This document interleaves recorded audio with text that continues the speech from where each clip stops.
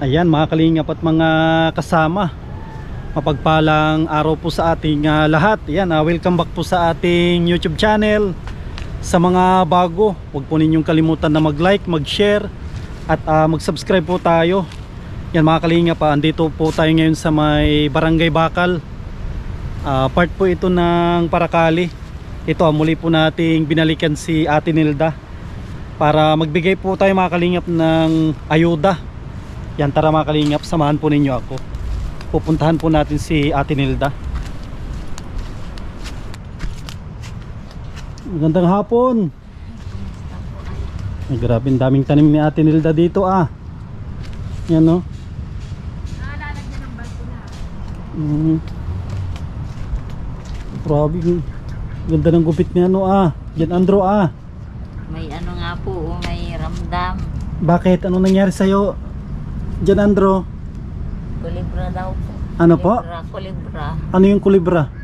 Yung parang pigsa siya nasa kilikili. May pigsa sa kilikili. Kailan po yan? Merkulis pa po. Merkulis pa? Ipis. Hindi siya nakakapasok? Nakapasok po nung kalahating araw. Parang ano na siya, yung hinog na, hindi pa? Medyo malambot na daw po, sabi nung nagbubuga. Kasi may parang gumamila ata kayo dito.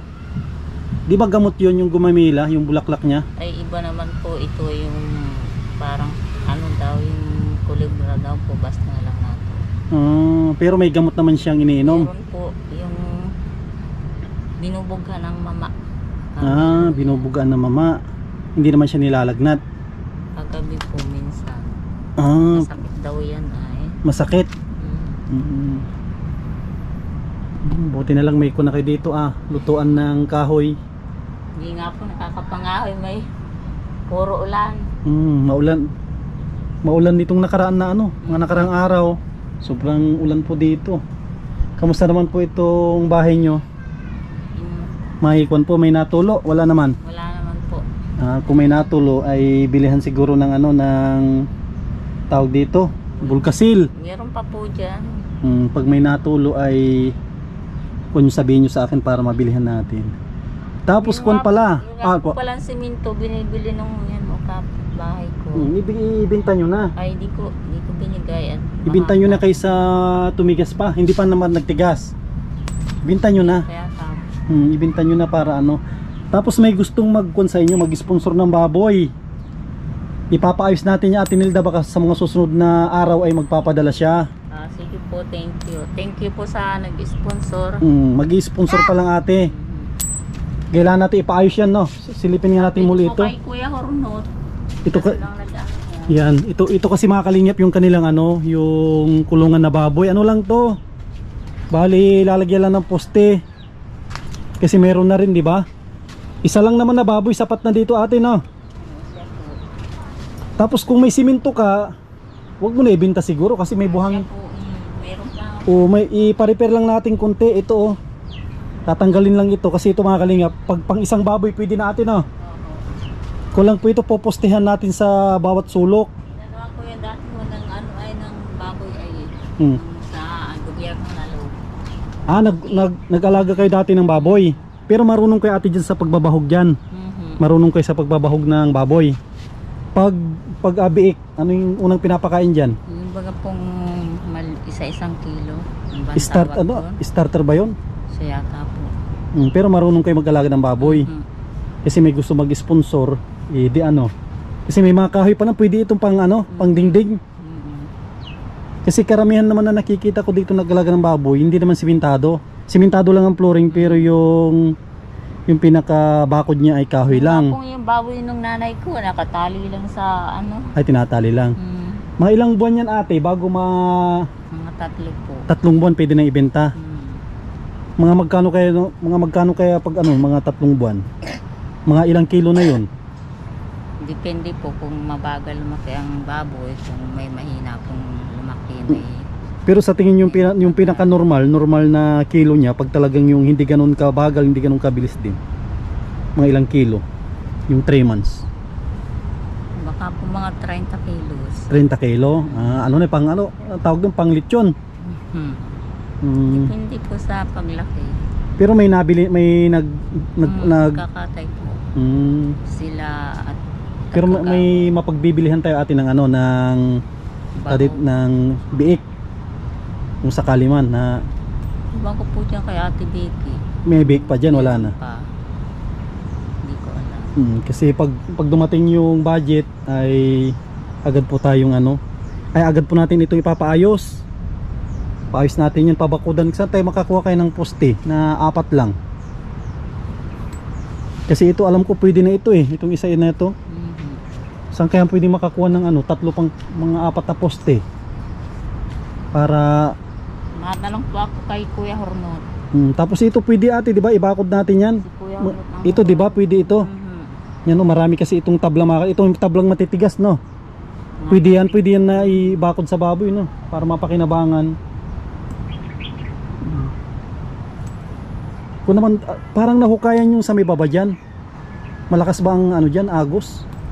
Pag ano po yan, natabon din tapos babalik na naman siya. Pagliit ng tubig, babalik naman siya, no. Labasan yung mga bato. Ilang Tapos araw pag yun na matabon na naman. ilang araw na kon dito, no, na ulan ng ulan. Lakas. Tapos ang problema dito pag pag mahangin kasi masyadong open dito sa inyo.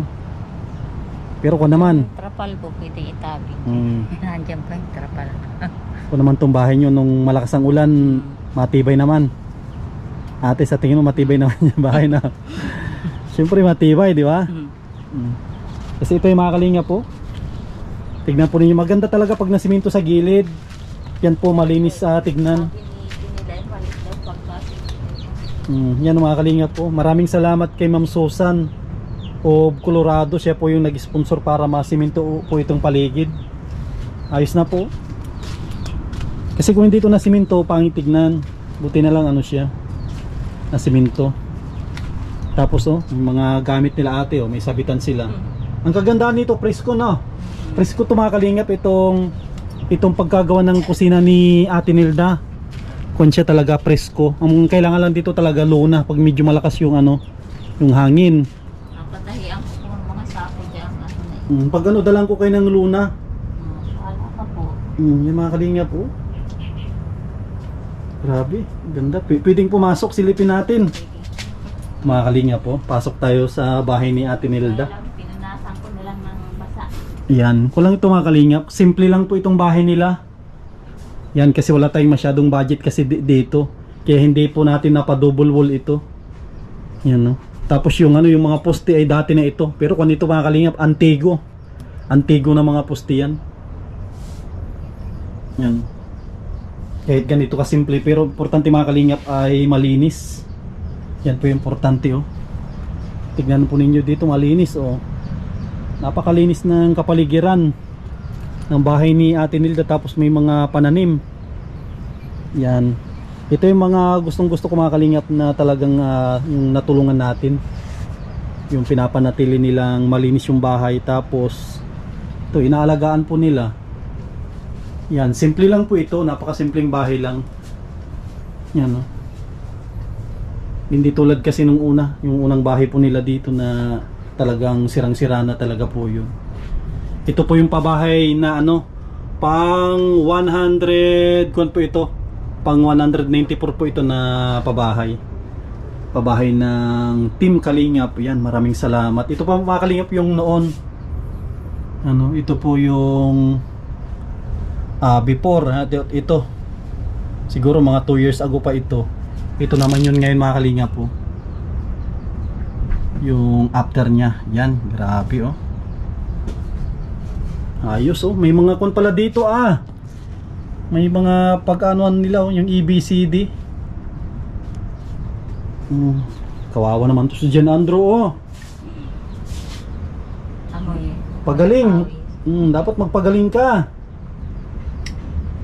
Mga kalingap, kunin mo natin chinilas natin doon sa labas. Ayos dati mga kalingap, wala po silang sariling CR, ngayon mayroon na. Tapos nakatutok naman po yung tubig, andyan yung tubig sa harap. Mga kalingap, yung kanaigiban May ikon pa kayo dito ate, bigas. Kami po sa tindahan. Ang dami sa tindahan. Ito talaga marunong na mag-joke si Ate Nilda. May bigas pa kayo? Wala na. Wala na. Ate Nilda, wala na kayong bigas. Wala na po. Wala na. Pero marami sa tindahan. Siya po. Ay, grabe oh. Ito, dinalaan ko kayo ng bigas. Kunin natin. Tulungan nyo na lang ako, ate. Kunin natin yung bigas dito. Sa tindahan. Tama yun naman yung sabi ni Ate Nilda, maraming bigas. Kaso sa tindahan. Ito mga kalingap po. Dala tayo ng grocery. Ang dami po nito mga kalingap. Kompleto. Sa Ate Nilda oh. Iiko natin para makita nila yung mga dala natin. Tapos ito ni mga kalingap po. Yan, kung po ito 25 kilos. Yan, kalahating sako po ito. Binili natin para sa kanila. Bigat-bigat din po ito. Yan. Kalahating kaban. Yan, para mayroon po silang bigas. Wala na po. Ay, thank you Lord. May bigas na naman po sila. Yan, oh. Tapos ito rin mga kalingap, yung mga dala natin na grocery. Yan Andro, oh, nagbili ako ng snack mo. Yung ano, nagbili tayo para may snack yung mga bata. Ate mo lang nalaman yan. Tapos bili tayo ng ano,